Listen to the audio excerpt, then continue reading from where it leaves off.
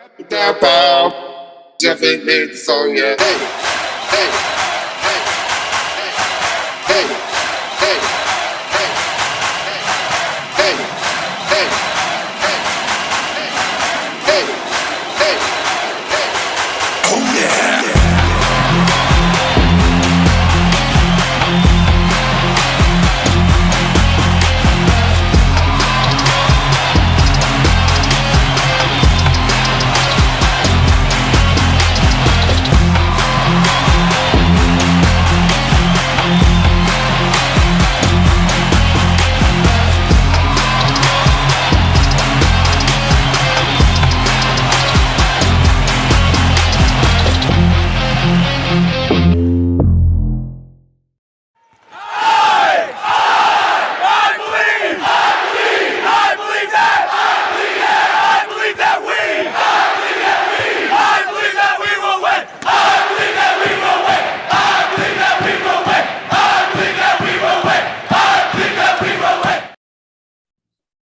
What's goody, footy fans, and welcome to another bonus episode of We Say Soccer. That's right, it's international break, and we are here with you to get you ready for the USA men's national team 3 upcoming matches, as well as our favorite bets from around the world, mostly in South Africa and Europe. We really honestly didn't like anything in Africa and Asia at the moment, but stay tuned because we will release our picks on social media, as you saw what we did last week with the Champions League and Europa League. But Jibbs, how you doing? We got playoff baseball. Didn't go our way last night, but we got hockey around the corner, basketball around the corner. Yankees NFL's lost. Going strong. Yankees lost, but I mean, baseball's down there as far as my favorite sport. Down there with basketball. Shoot, even American football is heading that way. I pay attention to so much golf, hockey, footy. That's what it's all about for me. So yeah, it's a bummer, but you know, doesn't control the life anymore. Now, what will control a little bit of my life is how the U.S. men's national team performs over the next 8-9 days. If they don't get off their asses once again, it's going to be disappointing. Yeah, no, it definitely will. Like, this will be the second opportunity I have to go to a World Cup while I'm living in the nation's capital, close to it. So I need him to go ahead and get this so I can go to these watch parties and throw beer in the air when we score and stuff. Like, I need this in my life. Yes, sir. But first, before we go to Team USA, we're going to end the show with that. But let's get into our favorite bets. First, actually, we have some news from the EPL we have to touch on. News and notes. Bam, bam, bam. Somewhat breaking news. Watford did sack their manager, Cisco Muñoz. And with a surprise hire, brings in Claudio Ranieri of Leicester City, Premier League champion fame, the Tinkerer as he's known. So the Italian will take over Watford. But this is something Watford does. They go through managers like we go through draws, what JV said. And we don't mean a tie in the score. Yeah. So no, it's just nuts. I mean, I know that they move stuff around all the time too. I guess Watford is kind of known for this. I didn't really know that myself until I was reading some of the stories because I was like, dang, they just got promoted. Like he earned this. And it was only last season and this season that he was their manager. So they must have visions of grandeur. But if the owners are acting like this, they better open up those pockets and spend some dough, show the fan base what's up. But you never know. Maybe the whole reason they did this was because Ranieri made himself available to hop back in the game, and they just valued his experience and years of managing young players. He had a young Leicester team outside of a couple of the notables when he won it all. So maybe that was the case too. I didn't really read into it, so I'm kind of speculating on something that already happened. But I'm rooting for Ranieri, hopeful for you Watford fans that may be listening. Because something's got to happen quick for them to make a ballsy move like this so early in the season. And they're not like in relegation fodder either. They're mid-table. They got a win, a couple draws, a couple losses, something like 1, 2, and 3 or something like that. Yeah. So what are your thoughts on that one? Kind of unexpected or not nothing too notable to you? Yeah, it's crazy still. Like, I just seem like it was just through 7 match weeks. I just feel like it's a little early for them to make a move, especially like if I could see if they were like in the Norwich position or or something like that. Burnley, even though I think Sean Dice's job is pretty secure. But something like that, then I could see him making the move. But like you said, they're in that teenage range, like early teenage, preteen range. So like it just came kind of as a surprise to me, to be honest. I did have one kind of speculative thought on that, and I'm even going to look up some real quick while we're kind of double checking. Do you think maybe being promoted with them and some of the hype, and they're well above, they're 6 spots higher, seeing the success of Brentford and what they're doing, it put pressure on that Watford ownership and management group, promoted at the same time together, and look at the way Brentford's come in and kind of smacked a couple teams around, had really nice draws with a couple good teams as well. What are your thoughts on that? It's something I was kind of tossing around in my head. Well, I think they could have played a little part, but I do think it's just a quick trigger of these Watford owners. I think they're kind of known for this, is just rotate the team, rotate the coach and the management staff as much as they do. So I think it's just in their blood. If anything goes kind of wrong, they just say, all right, screw it, let's start over. I guess they don't care about paying those contract clauses and the fees that you got to pay to let people go. But and I'm sorry, they're 9 spots higher. Watford's actually 15th, so they are a little bit closer than I had it. I must have accidentally looked at Wolves. I thought they were 12, but that's Wolves. No, they're a couple above it, but mostly it's just them and Leeds are the teams again above the winless teams. Is how this is shaken out so far. So but let's see what you can do, Ranieri. And some other news, FIFA 22 has come out. So if you are like a Volta player, especially with this new Volta where you can't just have your own team, you got to squad it up with 3 other people other than yourself. We got 2 here. So if any of you guys out there are PS4 players, play some Volta, play some pro clubs, hit us up on Twitter. We'll throw you on the squad, see what we can do. If you suck, we'll boot you. But other than that, man, just pass. We score. Let's make buckets. But FIFA 22 did come out. We don't play Ultimate Team because we're not children open Pokemon packs anymore. So, but to each their own. But that was something in the soccer world that did release. You saw Pez released a new game that's I think called eFootball or something like that. Yeah, free or something like that. Online. It's free to play. Ronaldo looks like a statue. It's nuts, man. So, but those are some that go on. But again, if you do play those matches or those game modes or anything like that, hit us up because we do stay on FIFA heavy. We are big career mode players, but we do stay on those pro clubs and Volta as well. All right, well, cool.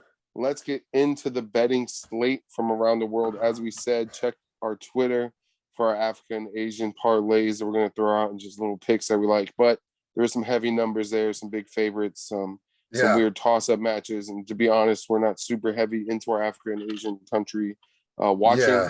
So we're not going to throw too much coin on that. But, little cheeky parlays never hurt nobody.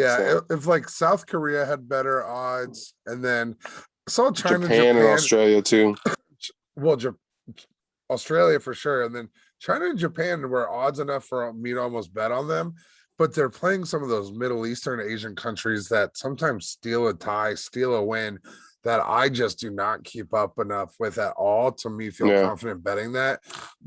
I'll probably bet those 4 teams we just mentioned in a parlay, just have a little bit of fun, see if I can get a little bank builder in there, but that's about all I would do. Nothing more than literally that'll be what it is. And that starts tomorrow AM before this pod even probably comes out. Yeah, exactly.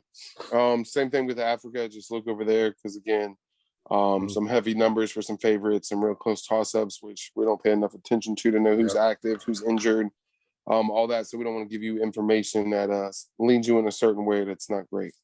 But go ahead. No, Africa, same thing, starts early tomorrow. They even had a match start today. Can't recall who it was.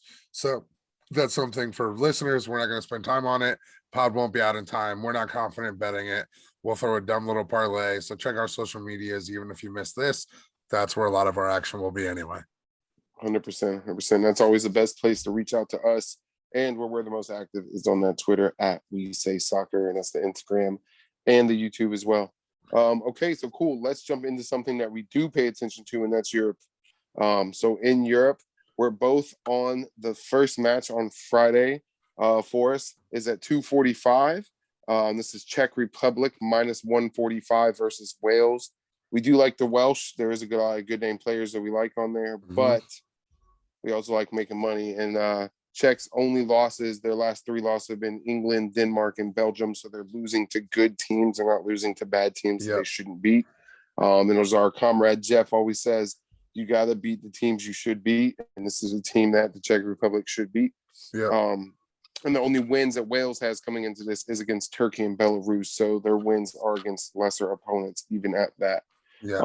So Jibbs, what else? Do you have anything to add to this game? Nothing crazy on this. It's kind of weird. I think we joked about it last time. I couldn't remember if it was internal or something that we talked about, but I like betting soccer from the hockey countries, and I'm definitely going to do a parlay of that with like Sweden, Finland, Czech Republic, and somebody else in there, Germany, somebody just. Well, maybe I got one you can add in there too. Another one that's on Friday at 245. Russia minus 115. There you go. The motherland. At not mine, but the overall general motherland.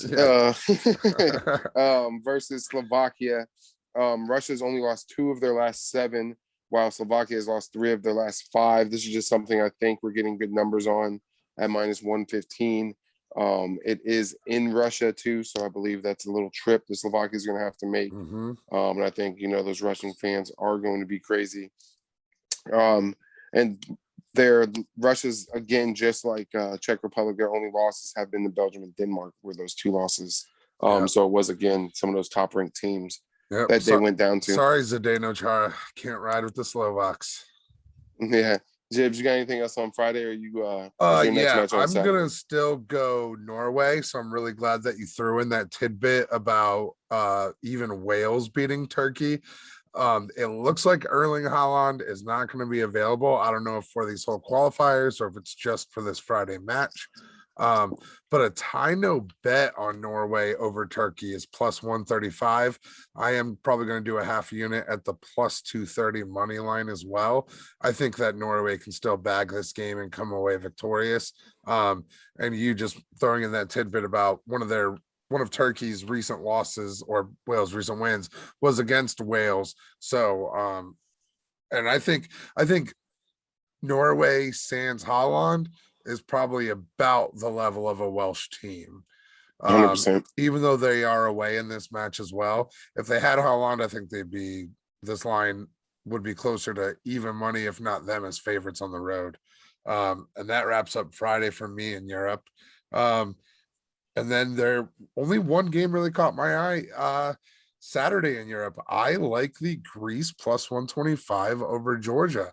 I think that's a sneaky good premiership, the Israeli Premier League. Teams like Aris and Orthosis and yeah, exactly. Some of those Olympiacos. There's like 4 or 5 good teams that play European club football in some capacities. Whether they're already out from Europa qualifying, Europa League qualifying or not. But I think it's a sneaky good league, and I think Greece should be better than the Georgians. They are favored, but it is still plus money at plus 125. Game is in Georgia, but not incredibly far from Greece, so I feel good with that one. And then I don't really have anything else because as far as wagering goes, all of the countries, or all of the continents, Africa, Asia, and Europe, only gave us those first matches to bet on, but they gave us the Americas, North and South America, and Central America. North, Central, South America, they gave us the first 2 matches, so I'll have a little bit more in depth there. Yeah, and I do have one on Saturday. It's Saturday morning, 9 a.m. It is Bulgaria at minus 110, traveling to Lithuania. Bulgaria's on a 2-game win streak. Lithuania has lost their last 8. So this is something I just feel like we're getting that value. Lithuania could steal one here and get a draw, but I just feel that value at minus 110. That's a little bit, like JB was saying, that's a little bit of a bank builder just to get your money up. And Lithuania is on a definite cold spell. So that's something I think we should take advantage of. But that rounds up Europe for us. That easy. So let's go ahead, get the passports out. Let's travel to South America, where we're going to have a little bit more action too. And this one starts Thursday, so it's going to be a quick turnaround from when the pod comes out, but that's also the same time that USA starts. Mm-hmm. Is on Thursday, a little bit earlier.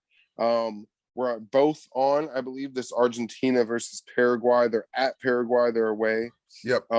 Argentina is undefeated this calendar year. They have not lost going back all the way to October 8th, if not before that, of 2020.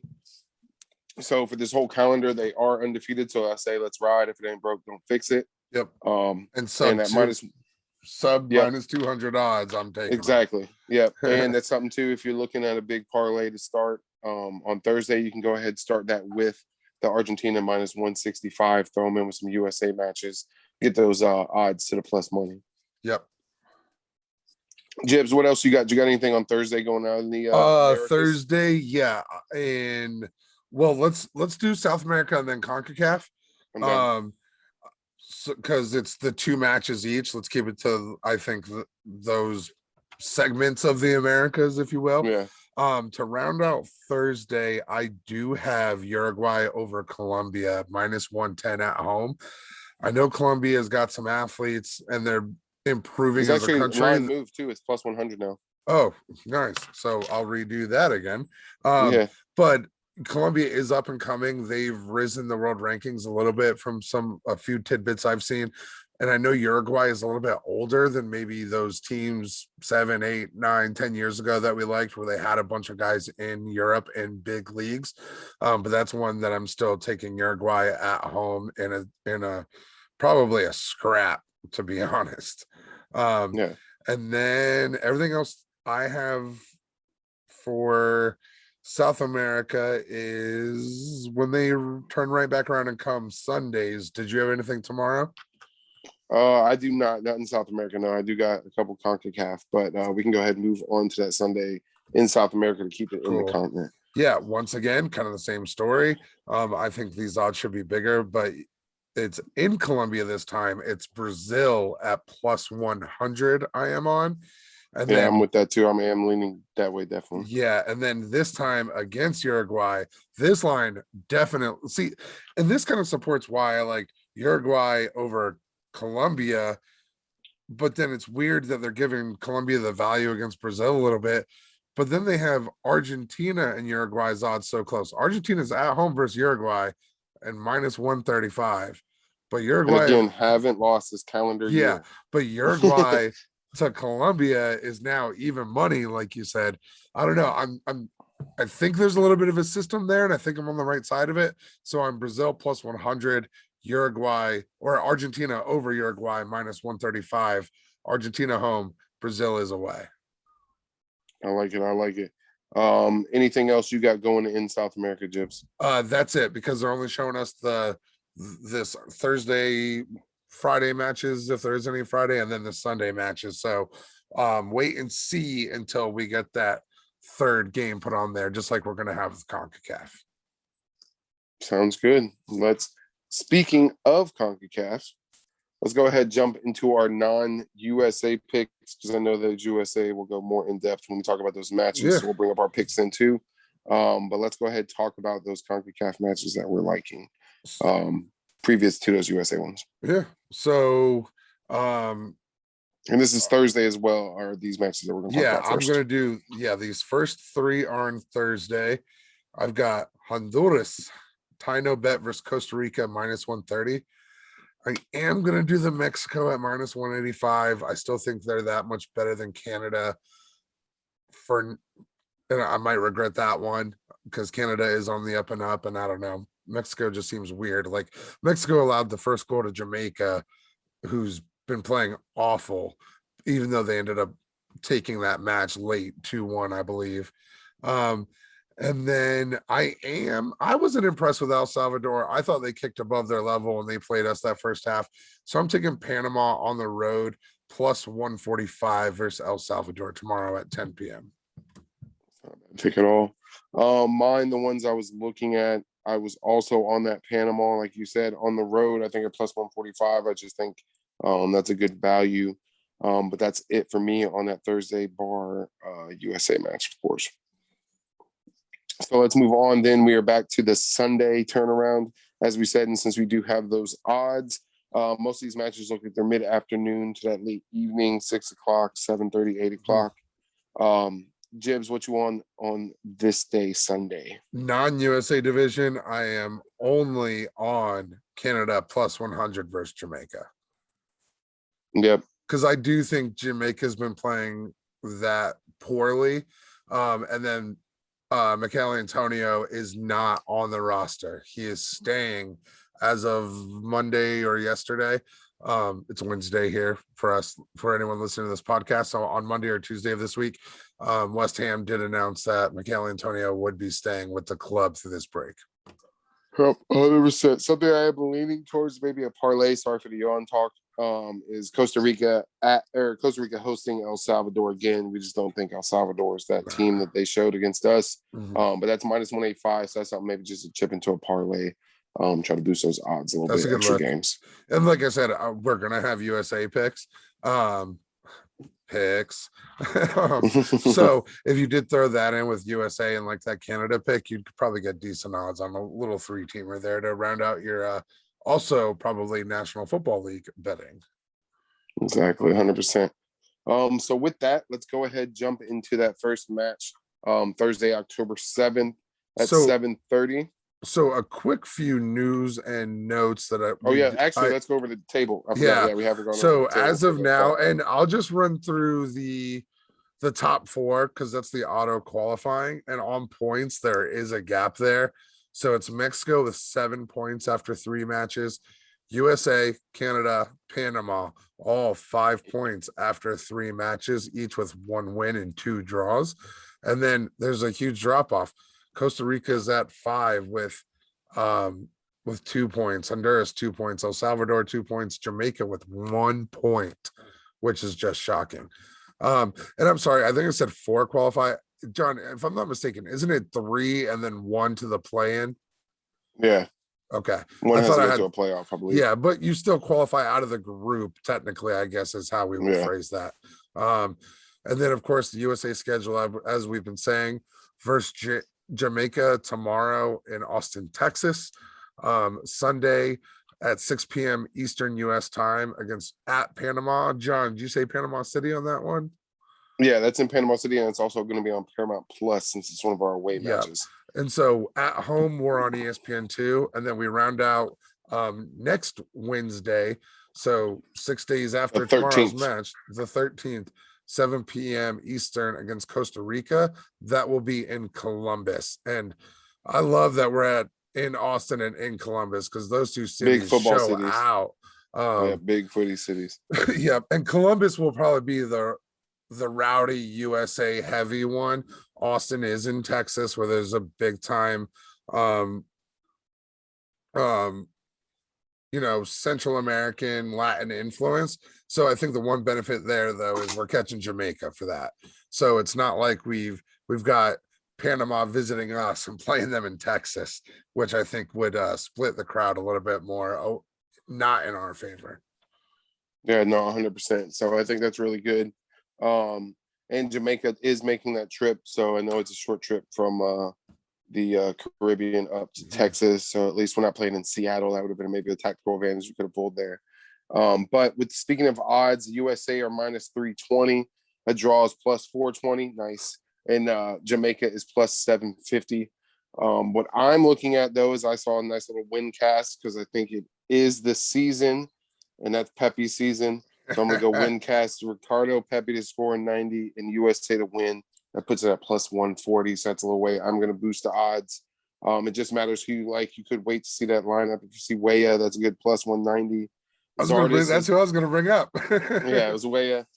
We missed him the last qualifying round, and we both think he's a guy. He's probably underperforming for his club a little bit, but it's go time now, baby. Let's go. So that's one that I would look at. But hey, if to get the USA down to minus 130, if Giassi starts tomorrow, Giassi Zardes to score in 90 and USA to win is minus 130. Not terrible there either, because and that means Vegas thinks he's starting up top. Yeah, when he plays, he scores. And who knows? Maybe they both play. Maybe they throw a tactic out there. There's talks about maybe going to that true 4-3-3. because I know we've done some variations of that where not a 4-3-3, but maybe we're more in like a 5-2-3, but it's more like with our wing backs, scary as shit, could be like a 3-5-2, whatever it may be.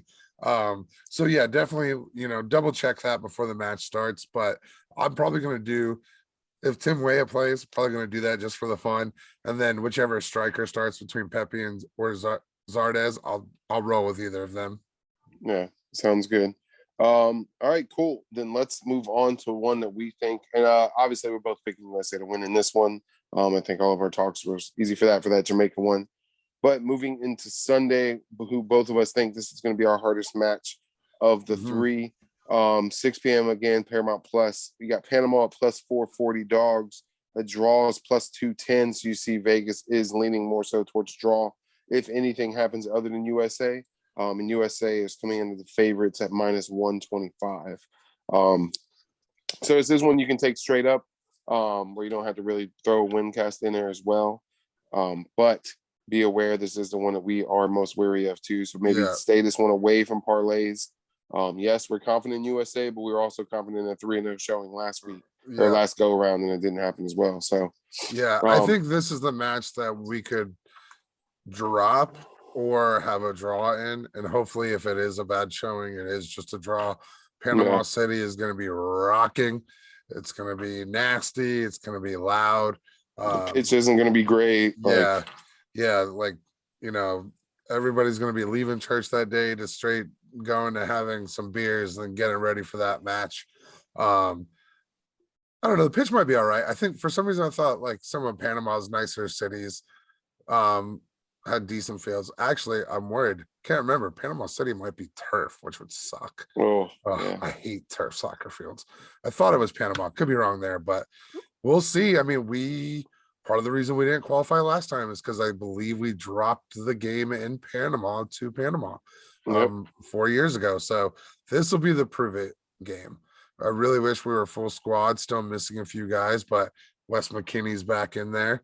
Tim Weah is back. Pepe's playing great. Stefan's back. Fantastic point.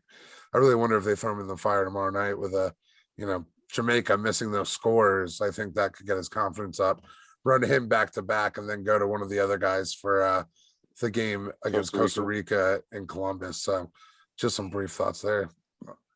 But yeah, I'm going to bet this one, obviously. I'm going to watch it live just to see if there's any re-entry opportunities, if the odds trickle down because it's scoreless late, or if we go down, or does Panama get a tying goal after we take a lead, that sort of thing. So I think we can win. I will bet with my heart a little bit here. Hopefully it's a good NFL Sunday prior to this, so I don't have to worry about it too much. Exactly. And this is one of those good ones that have that double screen, so you can get your NFL Sunday night on the big screen and put this on your iPad, your phone, something like that. So yeah, because you got to use Paramount for this match. Yep, exactly. Then rounding out the triumvirate of matches, you got USA hosting Costa Rica at 7 p.m. ESPN2, and this one, as we've been saying, is in Columbus, Ohio, Wednesday, October 13th. So this is going to be the last one before they go back to their clubs. Hopefully, coming off a win or a ugly draw. An ugly draw is always better than a good-looking loss. So we'll see what happens in Panama. But this could be 1-2 if we come away with 6 points in those first two games, where Berhalter might rotate the squad a little bit, just get some people some rest that are going back to their squads. I know he doesn't really have to think about their club performance. He's really more worried about just getting qualified for this World Cup, especially because it's not as automatic as it used to be for the good old red, white, and blue. Yep. And I'm even checking another app. Yeah, nobody else has that matchup yet. So could be a 7-day thing. I'm not 100% sure there, but so I think USA should win that. That'll be about as big of a home match as we'll have, because like I said, Columbus, that Ohio Valley, whenever we have a match there, it gets wild. So out. Just like they play in the Northwest, just like if they came to DC, that sort of thing. So that'll be, I'm really excited to catch that. And it's next Wednesday. Only thing interfering with that is opening night of the NHL season. I'll definitely be TVing it up that night. Yeah, for sure. So, but definitely stay tuned to our socials because once those odds drop, we will show some bets that we're liking. Because that's something you might have to pair with an over with somebody to score win cast or something like that, because the odds shouldn't be too good, honestly, for us to win. It should be in the high negatives. Yeah, we'll find some value there for sure. No, 100%. Did you have any thoughts on the roster when that came out a couple of days ago, end of last week? Were you excited? Anybody that you were mad that was left off? No, I was excited to let Weston McKennie come back, especially after what happened last time. For sure. I was a little surprised to see him. Of course, Kellen Acosta seems like he's like almost like the Carmelo, where he just kind of shows up when he needs to. Yeah. Maybe not the greatest performances year in and year out. Well, so that's not like Melo, but but when he needs to show up, he does, and I think he could be that nice stopper for us. And it's just nice seeing the young guys like Lucio back in there. Of course, seeing Pepe come back into the match, and then DC United's own Paul Areola in there as well too. So. Yeah, unless he got traded, because to be real, we don't give a fuck about the MLS. But yeah, and I know you said that you were hyped to see if Musa can get some games as well. Yeah, Musa's nice. Like, he's one of those players that I kind of got attached to, picking him up in a FIFA career and kind of growing him through the years. So for sure, he's definitely a good young prospect that chose the USA. So it's something I want to kind of show him the I guess we'll say respect back, and like picking him a couple of games and letting him get some game time to show what he can do. So yep, for sure. So yeah, it's either. What I was gonna say, what about you? You got anybody to stand out for you? I was bummed Julian Green didn't get in the squad, but I really don't know. I wouldn't, maybe to the disappointment of a lot of USA fans, I would not have picked him over Kellen Acosta. I think there's a certain continuity that you have to have. And I get why Luca De La Torre is there. I get why Letget is there. I don't know, maybe against one of the other guys that a lot of fans seem to be turning on, Christian Roldan, I would have preferred Julian Green, but they play very different ways. I know Roldan's much more responsible. Julian Green does take chances. And maybe that's why I love him. Plays with a little bit of a reckless abandon at times. So maybe him I was bummed out about. And obviously, we wouldn't even be having this conversation if Pulisic was healthy, things like that. So yeah, 100%. Because I think he almost, and Gio for that matter. Yeah. Oh yeah, good point. Because they almost would take like where you want to use them. It doesn't matter if you're dropping a midfielder for them or dropping a forward for them. Like, they're going to be so utilitarian, and we're going to need them to press from wherever spot they're playing anyway. No, I don't think Pulisic is going to be our forward striker, but to get he does him create in, enough chances. But to get him in, we could like take one less striker if we need to fit him in. So I don't know. 100%. We'll just have to wait and hope everybody gets out of this healthy and stays healthy, and those guys can join for the next round of qualifying. That's all we can do. So other than that, I hope it's either Pepe season or Giassi season. I know we've #tweeted both of those out. So I just want to see some big goals out of them. And hey, Tim Weah, let's see if you're informed, bud. I'm excited to see him. And how Wes McKinney responds to the drama he brought on himself last time. Yeah. So let's see. Hopefully he can rebound and have a good showing. Yeah. Anything else though, Jibbs, you got before we wrap this thing up? One request. I mentioned it earlier. What I want them to do is start Steph in these two matches. Let's go out there, smack Jamaica, go down to Panama City, get the dub, and then for that crazy rowdy crowd, give Matt Turner next Wednesday's game, because the kid has talent. So let's get those 2 wins out of the way, put him back in there to keep getting experience, and give Stefan a blow before he goes back to England. Because I think we can beat Costa Rica with Matt Turner easily. I think we can beat all 3 of these with Matt Turner. I just think Panama game would be a lot scarier. But play Steph in the next 2 matches. Then I really want them to turn up for Matt Turner on next Wednesday in Columbus. That'd be tight. That would be super nice. So with that, we appreciate it. Thank you for stopping in and listening to us, to watching us. If you're on the pod, if you're on YouTube. So we do appreciate it. This has been our bonus episode on these World Cup qualifiers coming up, and a little deep dive into Team USA's next 3 matches. Yep. So we appreciate it. Stay tuned to the socials at We Say Soccer. And as always, we love you. Peace. Yeah.